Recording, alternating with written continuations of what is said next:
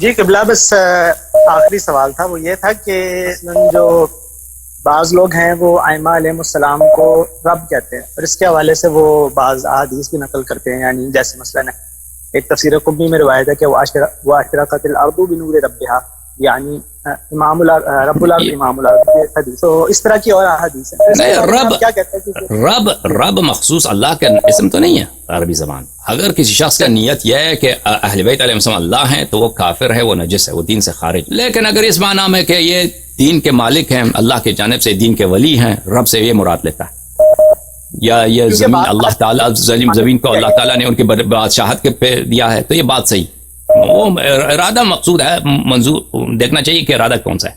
لیکن ایسے الفاظ استفادہ نہیں کرنی چاہیے جس کی وجہ سے شیعوں پہ تہمت لگے کہ یہ مشرک ہیں، یہ اہل بیت علیہ السلام کو خدا مانتے ہیں۔ ایسے الفاظ نہیں استفادہ کرنا چاہیے، یہ مذہب سے مذہب کی بدنامی ہو، کیونکہ لوگ جاہل ہیں، مذہب کی بدنامی ہوتی ہے۔ اور شیعوں میں ایسے لوگ بھی ہیں، اس کا انکار نہیں کرنا چاہیے کہ وہ بالکل نجس ہیں، بالکل نام کے شیعہ ہیں، وہ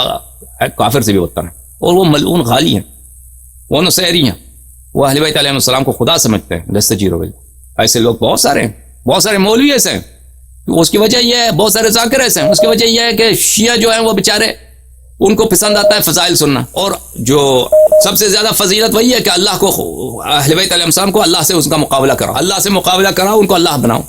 بس وہ اسی میں وہ ان پڑھ لوگ بہت ہیں، اہل بیت علیہ السلام کو اللہ بنا دیتے ہیں،